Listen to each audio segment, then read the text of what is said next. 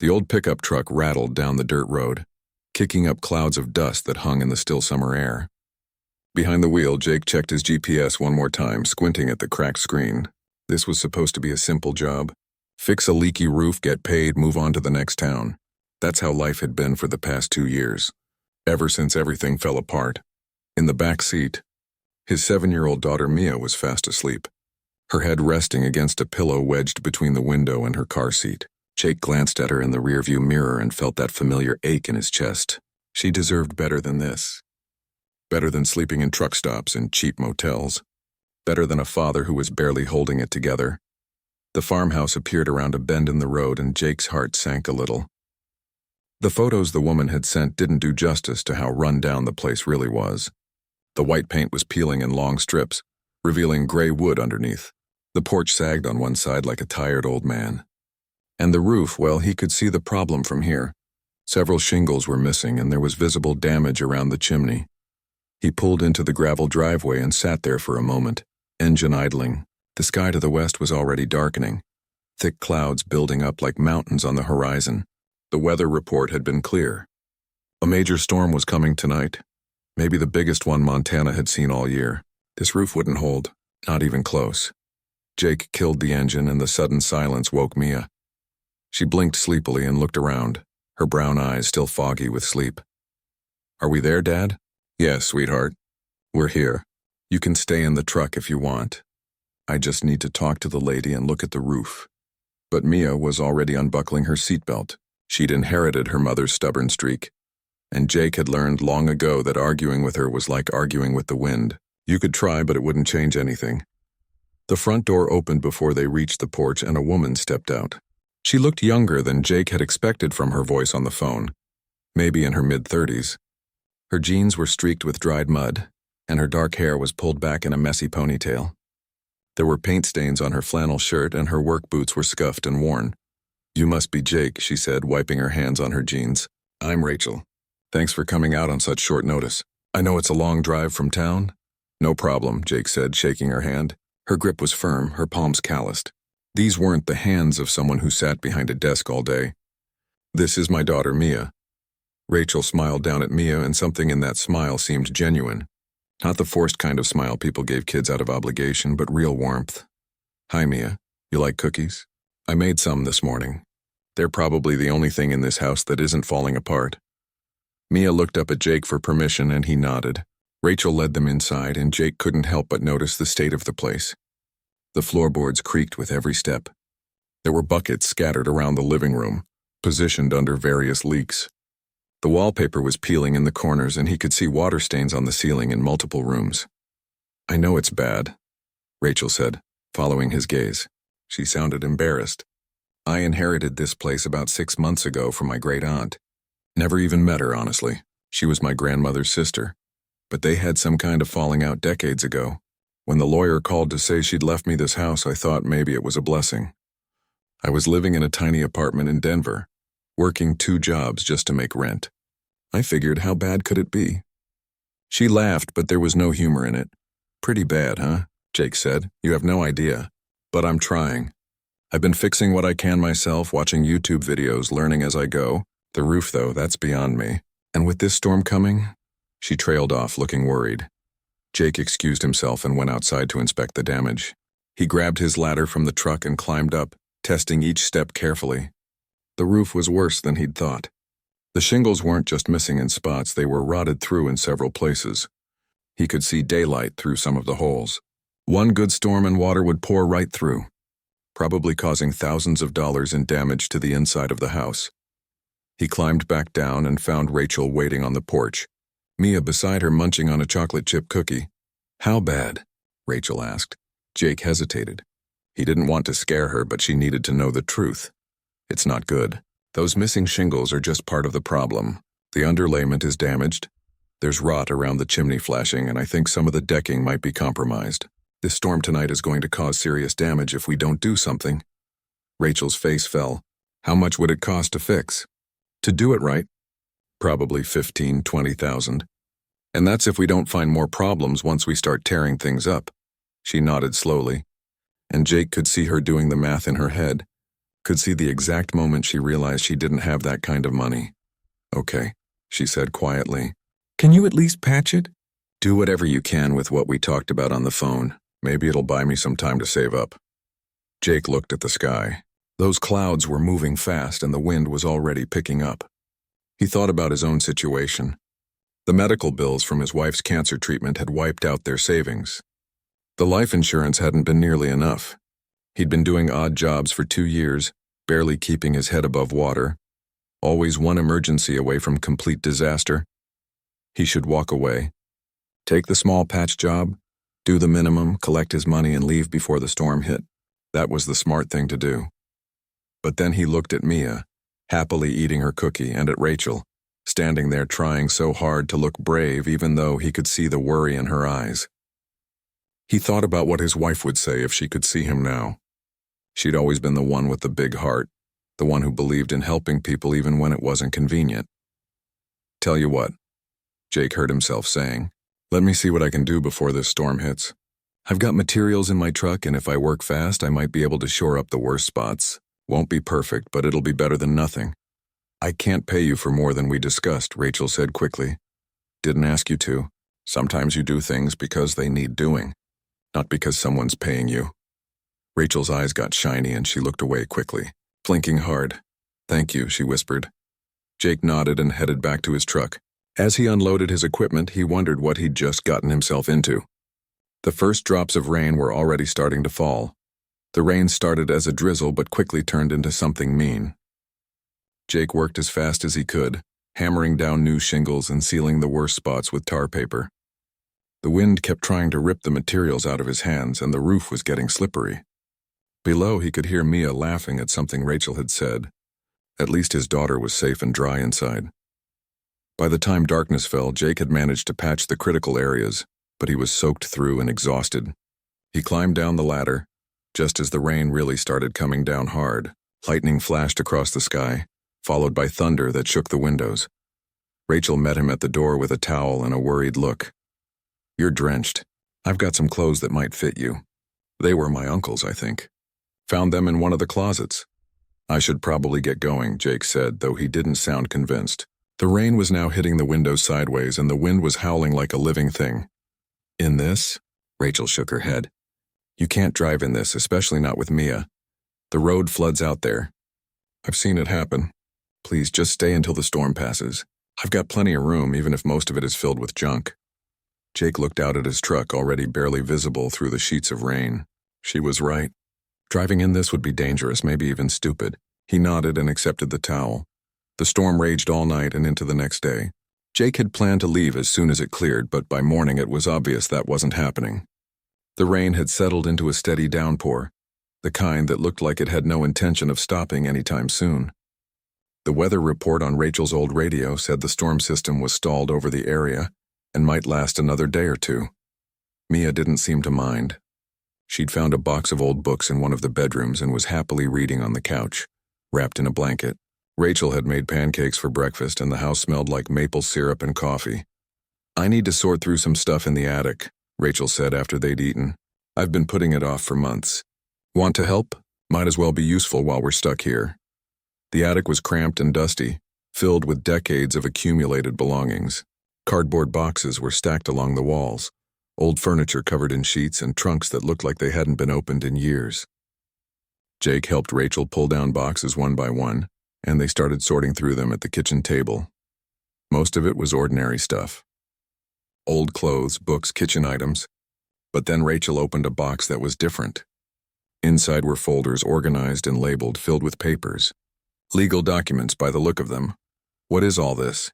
Rachel muttered, pulling out folder after folder. Jake picked up one of the documents and started reading. His eyes widened. "These are property deeds." "What?" "Property deeds. Legal documents that prove ownership of land."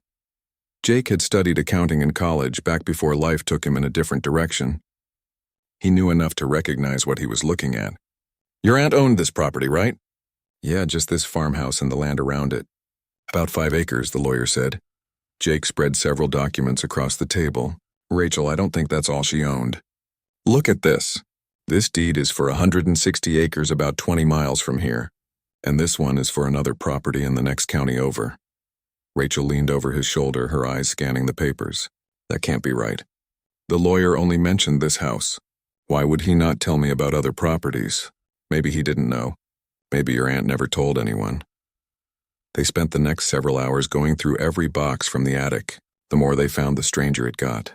There were old oil and gas leases, mineral rights documents, papers showing purchases of land going back to the 1950s.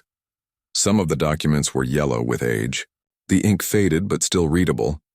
Jake started making a list on paper, trying to organize what they were finding. Property after property, spread across 3 different counties. Some of the parcels were small, just a few acres. Others were substantial, hundreds of acres of farmland. This doesn't make sense, Rachel said, sitting back in her chair. If my aunt owned all this land, why was she living like this? This house is falling apart. She had almost nothing when she died. The lawyer said her bank account had less than $5,000 in it. Maybe she didn't know what she had, Jake suggested, but even he didn't believe it. The documents were too organized, too carefully filed. Someone had known exactly what they owned. That night, after Mia had gone to bed in the guest room, Jake sat at the kitchen table with Rachel's ancient laptop, trying to cross-reference the property information with online county records. The internet connection was slow and kept cutting out, but he was patient. This was like a puzzle, and despite everything, he'd always been good at puzzles. Around midnight, he found something that made him sit up straight. "Rachel, you need to see this." She'd been dozing on the couch but came over quickly when she heard the tone in his voice. "Look at this." Jake turned the laptop so she could see the screen. "I've been checking the county property records. According to this, your Aunt Eleanor owned 2,000 acres in this county alone, and that's just what I've been able to verify so far." Rachel's face had gone pale. 2,000 acres? And there's more. Look at these old oil leases. Some of them are still active. If there's production happening on that land, there should be royalty payments. Rachel, if even half of what's in those boxes is legitimate, we're not talking about a little bit of property. We're talking about something significant. But why would she live like this? Why wouldn't she tell anyone? Jake shook his head. "I don't know. But I think we need to figure out what's going on. Tomorrow, when the rain lets up, we should go into town. Talk to the county clerk, maybe find a lawyer. Someone needs to know about this." Rachel wrapped her arms around herself. "I'm scared, Jake. What if someone else knows about this? What if there's a reason the lawyer didn't tell me? What if I'm not supposed to have it?" "Then we find out. But you can't just ignore this. These documents have your aunt's name on them, and now they're yours. At least we need to know what we're dealing with." The rain continued through the night, a constant drumming on the roof that Jake had worked so hard to patch. He lay awake in the guest bedroom, listening to it, thinking about all those documents spread across the kitchen table. Something wasn't adding up. A woman who owned that much property doesn't die alone with nothing. Unless there was more to the story. Unless someone didn't want that story told. In the morning, the rain finally stopped. The sky was still gray and threatening, but the worst of the storm had passed. Jake made coffee while Rachel got Mia ready. They were going to town, and Jake had a feeling that whatever they found there was going to change everything. He just hoped they were ready for it. The drive into town was quiet. Mia sat in the back seat coloring in a book Rachel had found for her, while Jake and Rachel both seemed lost in their own thoughts. The storm had left the roads wet and scattered with branches, but passable. Main Street looked like something out of an old movie, with brick buildings that probably hadn't changed much in 50 years. The county clerk's office was on the second floor of the courthouse, up a narrow staircase that creaked with every step. Behind the counter sat an older woman with silver hair pulled into a tight bun. Her name tag read Mrs. Patterson.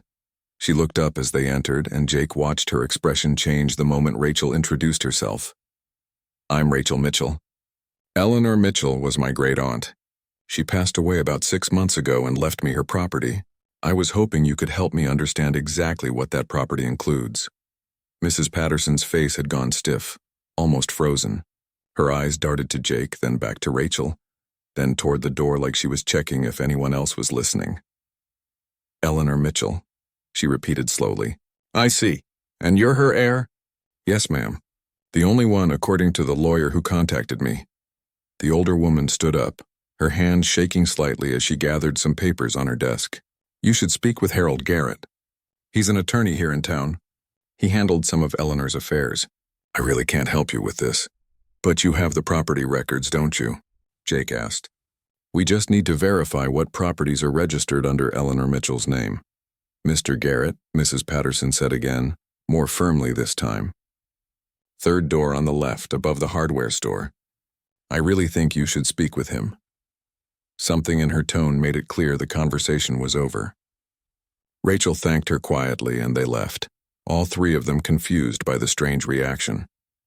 The hardware store was easy to find, and they climbed another set of old stairs to reach the attorney's office.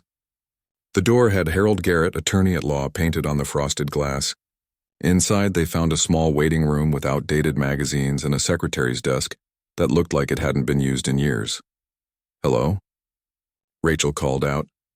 A door opened and a man emerged, probably in his 70s, with wild gray hair and glasses that sat crooked on his nose. He was wearing a suit that had seen better days, and he carried an armload of files that looked ready to spill everywhere. Can I help you? He asked, then stopped dead when he saw Rachel. Good Lord, you look just like her, just like Eleanor when she was young. You knew my aunt. Knew her?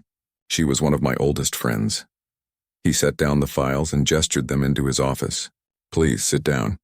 I've been hoping you'd come by. Mrs. Patterson called me. Word travels fast in a small town. His office was chaos, files everywhere, books stacked on every surface, a coffee mug growing something that might have once been coffee.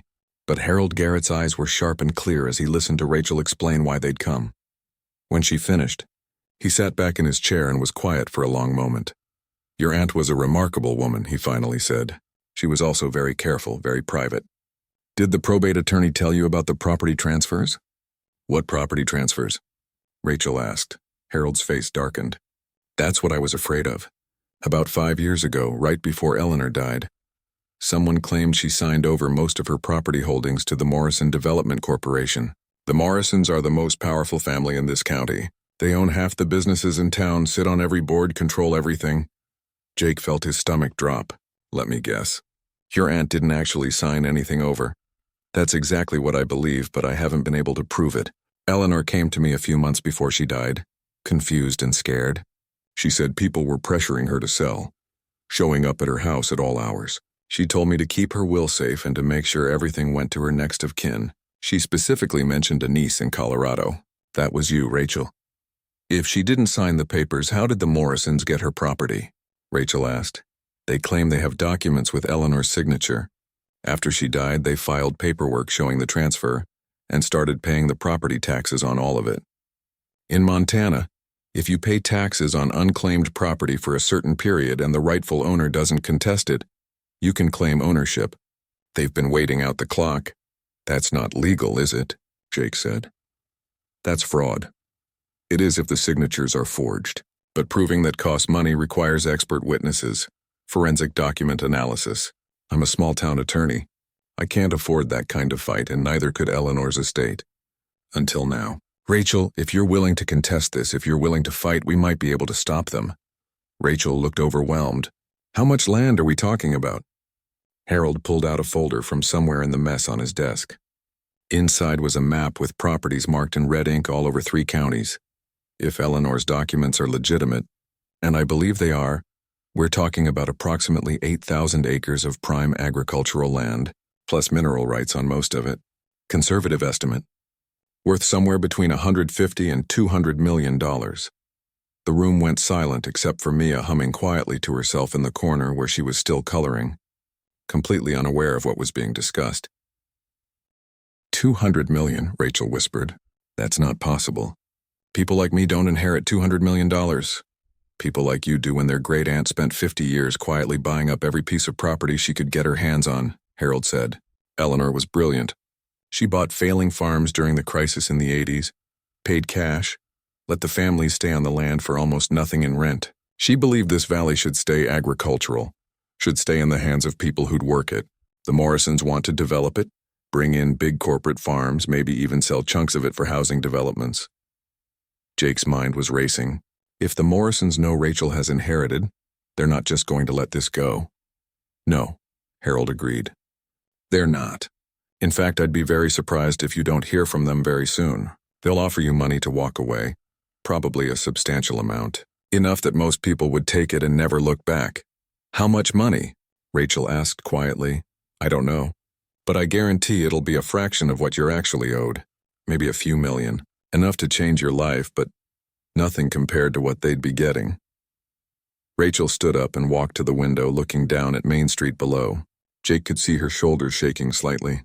He wanted to say something, to help somehow, but this wasn't his decision to make. What do I do? She finally asked, turning back to face them. That's up to you, Harold said. You can take whatever they offer and walk away. Start a new life with that money, or you can fight for what's rightfully yours. But I need to be honest with you, Rachel. If you fight, it's going to get ugly. The Morrisons don't like losing, and they have resources you can't imagine. They'll make your life difficult. Rachel looked at Jake, and he saw the fear in her eyes, but he also saw something else, determination. My aunt spent 50 years protecting this land, she said slowly. She could have sold it any time, lived comfortably, but she didn't. She had a reason. Maybe it's time someone found out what that reason was. Harold smiled for the first time. Then we have work to do. The first sign of trouble came 3 days later. Rachel walked out to her mailbox and found an envelope with no stamp, just her name written in neat handwriting. Inside was a letter from Morrison Development Corporation offering her $2 million to sign over all claims to Eleanor's estate and leave town within 30 days. $2 million. Rachel stared at the number until it stopped looking like numbers at all, just shapes on a page. She'd never had more than a few $100s in her bank account at one time. $2 million would solve every problem she'd ever had. She could buy a nice house, go back to school, give herself the life she'd always dreamed of. But Jake had done the math. If Harold was right, $2 million was less than 1% of what she actually owned. It wasn't a settlement. It was theft dressed up as generosity. You don't have to do this, Jake said that evening. They were sitting on the porch while Mia played in the yard, chasing fireflies in the growing darkness. $2 million is a lot of money. No one would blame you for taking it. Would you take it? Rachel asked. Jake was quiet for a moment. I don't know. Before everything happened, before my wife got sick, I probably would have said no on principle. But after watching our savings disappear, after having to choose between keeping the lights on and buying Mia new shoes that fit, after 2 years of barely surviving, honestly, I don't know what I'd do. But I know what my wife would have done. She would have fought, not for the money, but because it was right, because someone needed to stand up. Rachel looked out at the fields, stretching beyond the farmhouse, golden in the evening light. Harold found something else today. Eleanor kept journals, dozens of them going back 40 years. She wrote about why she bought each piece of land, who she bought it from. A lot of them were families about to lose their farms. She'd buy the land but let them keep living there, keep farming it. Harold said some families have been on that land for 3 generations now, paying almost nothing in rent. That's incredible. The Morrisons want to evict them all, bring in big corporate operations, or sell to developers. Harold showed me the development plans they filed with the county. They want to put in a huge housing subdivision on the land near the river. That land has been farmed by the Chen family for 30 years. Jake understood then. This wasn't just about Rachel anymore. It was about families who'd been living on that land, working it, making their lives there. If the Morrisons won, those families would lose everything. Okay, he said. Then we fight. We? Rachel turned to look at him. Jake, you don't have to be part of this. You've already done so much fixing the roof, helping me figure all this out. You should take Mia and go. This is going to get messy, yeah, probably, but you don't have to face it alone. The next 2 weeks proved Jake right about the mess. Rachel's boss at the diner called and said they didn't need her anymore. Business was slow. Everyone knew business wasn't slow. Rachel came home that day trying not to cry in front of Mia, and Jake heard her crying later that night when she thought no one could hear. Someone slashed both tires on her car while it was parked outside the grocery store. The repair shop quoted her triple what it should have cost. When Jake offered to take it to the next town over, they found a shop willing to do it for half the price. The owner there said quietly that he admired what Rachel was doing, standing up to the Morrisons, but to please not mention his name around town. Harold was working around the clock, filing motions, gathering evidence. He found a document examiner in Billings who agreed to look at the signatures for free, if Harold could get him copies of the disputed documents. Through some legal maneuvering, he managed it. The examiner's report came back clear. The signatures were forgeries and not even good ones. But the Morrisons had money for expensive lawyers who filed motion after motion, dragging everything out. Harold estimated it could be months before they got to trial, maybe even a year. Rachel was running out of savings. She couldn't find work anywhere in town. The pressure was constant and exhausting. Jake made a decision. He called his brother in Seattle, the one he hadn't talked to in 3 years after a stupid argument about their mother's funeral. He swallowed his pride and asked if there was any construction work out there. His brother said yes and offered to let Jake and Mia stay with him until they got settled. It was the smart choice. The safe choice. But that night, sitting at the kitchen table filling out job applications online, Jake couldn't make himself hit send. Mia was asleep upstairs in the bedroom that Rachel had fixed up for her, painted yellow because Mia had mentioned once that yellow was her favorite color. Rachel was on the couch exhausted, reading through another of Eleanor's journals by lamplight. This had started to feel like home. Not the house, though Rachel had been slowly fixing it up, and it was starting to look lived in rather than abandoned. But this, the three of them together, felt like something Jake hadn't felt since his wife died. It felt like family. The knock on the door came at 9 o'clock. Jake answered it and found a man in an expensive suit standing there, briefcase in hand. "I'm looking for Rachel Mitchell." "Who's asking?" "My name is Douglas Morrison. I'd like to speak with her if she has a moment." Rachel appeared behind Jake, and her face went pale when she heard the name. Douglas Morrison was the head of Morrison Development, the man who'd built an empire in this valley. He was probably in his 60s, silver-haired with the kind of confident smile that came from always getting what you wanted. "Ms. Mitchell, may I come in?" Rachel nodded, and they sat in the living room.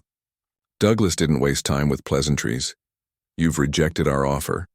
That's your right, of course, but I think you may not understand what you're getting into. Legal battles are expensive and time-consuming. My lawyers are very good at what they do. This could drag on for years. Meanwhile, you have no income, no prospects in this town, and a reputation as a troublemaker that will follow you wherever you go." "Are you threatening me?" Rachel asked quietly. "I'm being realistic. I'm also prepared to make you a better offer. $5 million cash. You sign the papers, and by this time next week, you'll never have to worry about money again. You can go anywhere, start fresh, give yourself the life you deserve. $5 million. Jake saw Rachel's hands grip the armrest of her chair. That was more money than most people saw in a lifetime. "My aunt lived in this house for 40 years. Rachel said slowly. She could have sold out any time. She could have lived anywhere. But she stayed here, in this falling-down old house, protecting that land. Why do you think she did that? Your aunt was an old woman who didn't understand business. My aunt was brilliant, and she understood exactly what she was doing. She was protecting something, and so am I. The answer is no." Douglas Morrison's friendly expression disappeared. He stood up, straightening his suit. "That's unfortunate.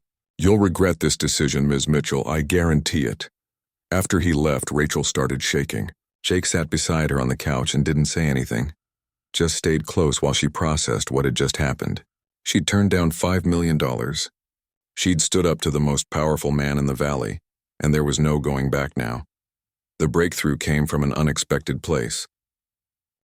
One of the families living on Eleanor's land, the Rodriguez family, showed up at the farmhouse one Saturday morning with 3 boxes of papers. Mr. Rodriguez was in his 70s, his hands gnarled from decades of farm work, and his wife stood beside him holding folders against her chest like they were precious. "We heard what you're doing," Mr. Rodriguez said, standing up to the Morrisons. "We want to help. Eleanor saved our farm 30 years ago. We were 3 months from losing everything when she showed up and made us an offer.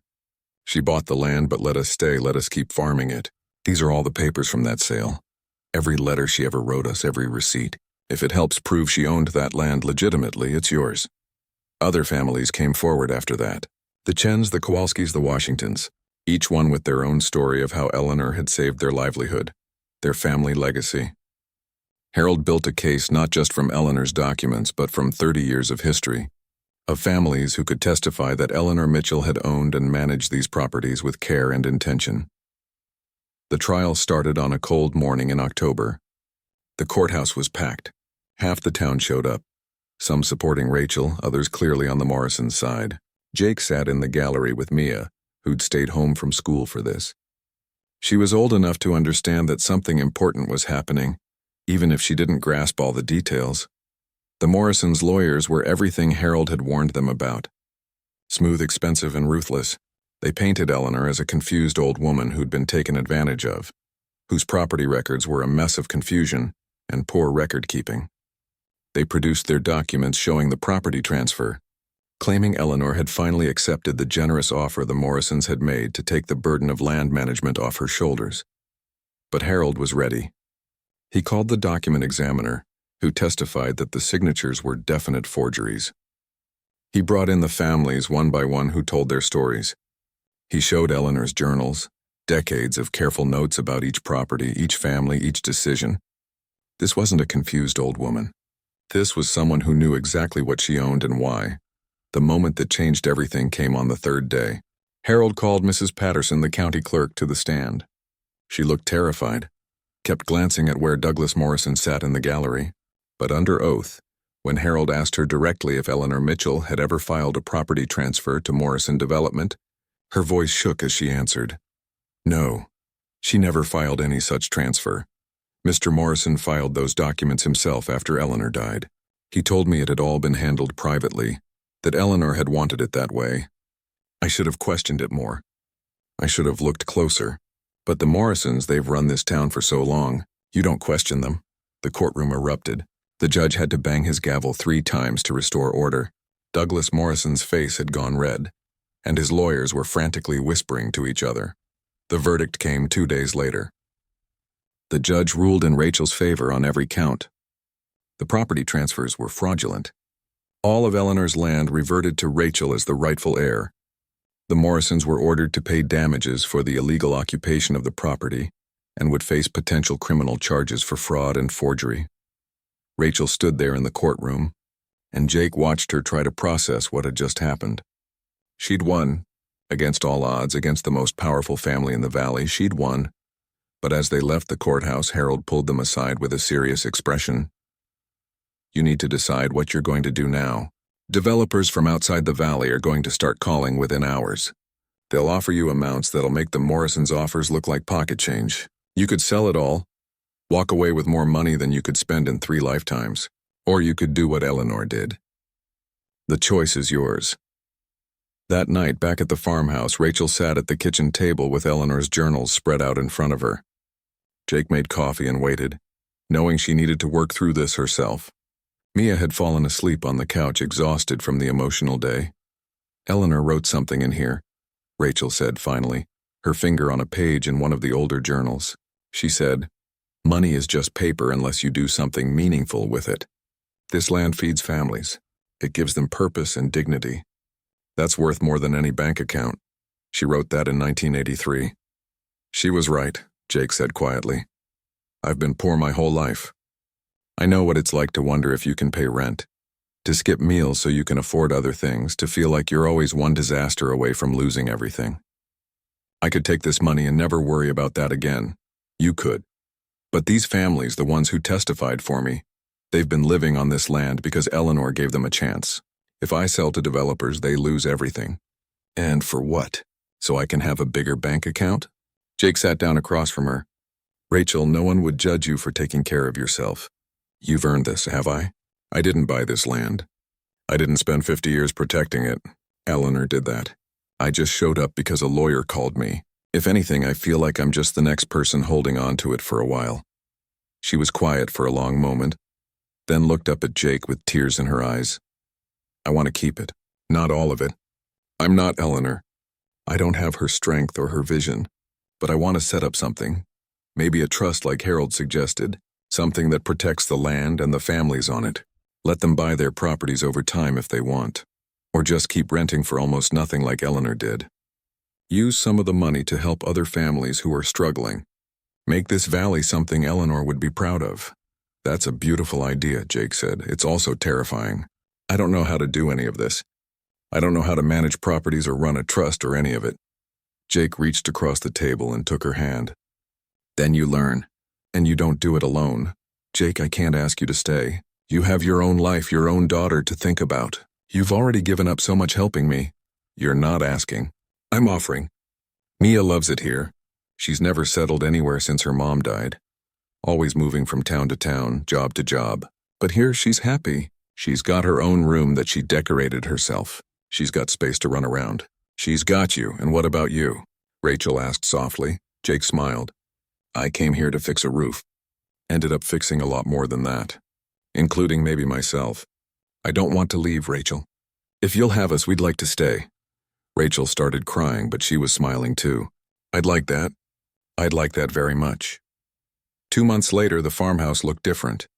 The paint was fresh, the porch was fixed, and there was a tire swing hanging from the old oak tree in the yard. Mia was pushing herself on it, laughing as she swung higher and higher. Inside, Rachel and Jake were working on the paperwork to establish the Eleanor Mitchell Land Trust. It would take time to set everything up properly, to work out all the legal details, but they had time now. They had a home. Harold stopped by that afternoon with news. The Morrisons were selling their business and leaving the valley. The criminal charges and the scandal had destroyed their reputation. Several other families had come forward with stories of the Morrisons' questionable business practices over the years. Eleanor would have loved this, Harold said, looking around the restored farmhouse. She spent her whole life protecting this land. Now it's protected forever. That's a legacy worth having. After Harold left, Rachel stood on the porch watching the sunset paint the fields gold. Jake came up beside her and they stood there together in comfortable silence. You know what's funny? Rachel said. 6 months ago, I thought inheriting this falling down farmhouse was either the worst luck or the best luck I'd ever had. Turns out it was both, and now it's just home. Mia called them from the yard, wanting them to watch her swing.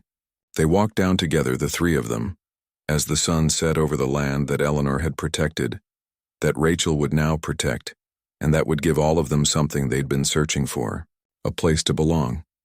Spring came to the valley with a burst of green that seemed to transform everything overnight. The fields that had looked dead and brown all winter suddenly exploded with new growth. Rachel stood at the kitchen window watching the sunrise, a cup of coffee warming her hands, and couldn't help but smile. A year ago, she'd been serving breakfast at a diner in Denver, living paycheck to paycheck. Now she was looking out at thousands of acres of farmland that she was responsible for protecting. The Eleanor Mitchell Land Trust was officially established now, with Harold serving as the legal advisor and Rachel as the director. It hadn't been easy figuring out all the details. There were endless meetings, paperwork that made her head spin, and decisions that kept her awake at night. But slowly, piece by piece, they were building something that felt right. The first major decision had been what to do about the families already living on the land. Rachel had met with each one personally, sitting at kitchen tables and on front porches listening to their stories. The Rodriguez family had been farming their section for 30 years. The Chens had built their entire operation around the land Eleanor had let them use. The Washington family had 3 generations living in the farmhouse Eleanor had sold them for almost nothing back in the 90s. Rachel's solution was simple.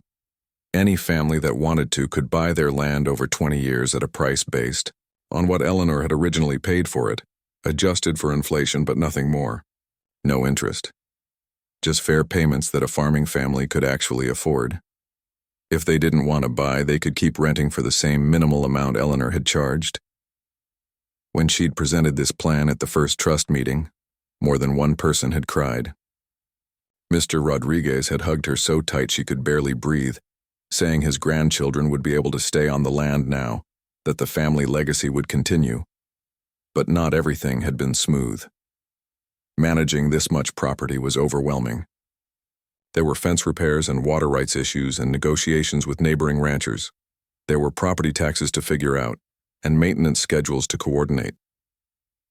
Rachel had discovered that some of the mineral rights Eleanor owned were actually producing oil, which meant royalty payments that needed to be managed and distributed according to the trust agreement.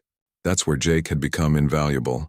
He'd taken over the financial side of things, using his old accounting skills to set up systems and spreadsheets. He'd also started a small construction company, hiring local workers to help maintain and repair the various properties. It gave him steady income and let him be available when Rachel needed help with trust business. Mia had adjusted to life in the valley better than either of them could have hoped. She was in 3rd grade now at the small local school, where her class had only 12 students. She'd made friends with the Chen's daughter, and the 2 girls were inseparable. On weekends, she helped Rachel feed the chickens they'd gotten or rode her bike down the long gravel driveway, free in a way city kids never got to be. The knock on the door interrupted Rachel's thoughts. She opened it to find a woman in her 40s standing there, nervous energy radiating off her. "Are you Rachel Mitchell? I'm sorry to show up without calling. My name is Patricia Foster. I drove here from Idaho. I was hoping you might have a few minutes to talk." Over coffee at the kitchen table, Patricia told her story. She and her husband had been farming in Idaho for 15 years, barely scraping by. Last year, the bank had foreclosed on their property. They'd lost everything. She'd heard about what Rachel was doing here, about the trust and how it was helping farming families, and she'd driven 8 hours on the hope that maybe, just maybe, there might be a way for them to start over. "We're not looking for charity," Patricia said quickly. "We're hard workers. We know farming, we just need a chance, a piece of land we can afford to work, even if it's small, even if it's the worst land you've got. We'll make it work." Rachel had listened, her heart breaking for this woman who reminded her so much of herself a year ago, desperate, proud, asking for help, but hating that she had to ask. "Let me talk to the trust board," Rachel had said. "We've been discussing whether we should expand what we do beyond just protecting the current families. This might be exactly the kind of situation Eleanor would have wanted us to help with." The board meeting had been intense. Harold supported the idea, but others worried about overextending the trust's resources. The compromise they reached was to start a pilot program. They'd identify one parcel of land that wasn't currently being used and offer it to the Foster family under the same terms as the original families. If it worked, they'd consider expanding the program. 3 months later, Rachel drove out to the 200 acres they'd given the Fosters. What she found amazed her. The family had been working dawn to dusk, clearing, planting, building. Patricia's husband Tom was out in the field on an old tractor they'd bought used. Their teenage son was mending fence line. Patricia herself was in the garden, hands deep in soil, and the look of pure joy on her face when she saw Rachel made the whole risk worth it. "We're going to make it," Patricia said, wiping dirt on her jeans. "I know it's only been a few months, but I can feel it. This is going to work. You gave us our lives back, Rachel. I don't know how to thank you for that." But not everyone was happy with what Rachel was doing. Some of the bigger ranchers in the area saw the trust as competition. There were grumbles at the feed store about how Rachel was keeping land prices artificially low, making it harder for them to expand. A few people in town still sided with the Morrisons, believing Douglas Morrison's version of events that painted Rachel as an outsider who'd stolen what was rightfully his. One evening, Jake came home with a split lip and a black eye forming. Rachel had been working on trust paperwork at the kitchen table and jumped up when she saw him. "What happened?" "Got into it with some guys at the bar. They were saying things about you, about how you manipulated Eleanor, about how you're destroying property values. I told them they didn't know what they were talking about. Things escalated. Jake, you can't get into fights over what people say about me." "Yeah, I can. Because none of it's true, and I'm not going to stand there and listen to them trash you." Rachel cleaned up his face while Mia did her homework in the other room, oblivious to what had happened. As she pressed ice to his swelling eye, Jake caught her hand. "Do you ever regret it? Turning down all that money? You could be on a beach somewhere right now, no worries, no stress, no guys in bars talking trash about you." Rachel thought about it seriously. "Sometimes I wonder what that would have been like, having money and no responsibilities. But then I think about Patricia Foster's face when she showed me her first crop coming up, or Mr. Rodriguez telling me his grandson wants to take over the farm someday, or Mia running through those fields like she owns the world. No, I don't regret it. This is harder, but it's better. Even with guys like me getting into bar fights over your honor." She laughed. "Even with that. You're an idiot, by the way." "Yeah, but I'm your idiot." The words hung in the air between them, meaning more than either of them had planned to say. They'd been dancing around their feelings for months now, both scared to change what they had, both scared of losing each other. "Jake," Rachel started, but he shook his head. "You don't have to say anything. I just wanted you to know I'm here, for as long as you want me to be." That night after Mia was asleep, Rachel sat on the porch looking at the stars. The valley was quiet except for the sound of crickets and the distant lowing of cattle. She thought about Eleanor, who'd sat on this same porch for 40 years, protecting this land, making hard choices, living alone with her convictions. But Rachel didn't have to be alone. She had Jake and Mia and a whole community of families that had become like extended family. She had purpose and challenges and a future that felt meaningful even when it was hard. The roof Jake had fixed that stormy day a year ago was holding strong. But he'd fixed so much more than that. He'd helped her fix her life, find her courage, discover who she really was. And maybe, just maybe, she'd helped fix something in him too. Tomorrow would bring new challenges. There were always more problems to solve, more decisions to make. But tonight, Rachel felt at peace. Eleanor's legacy was secure. The land was protected, and somehow, in the middle of all this chaos and responsibility, she'd found something she'd stopped believing existed. She'd found home.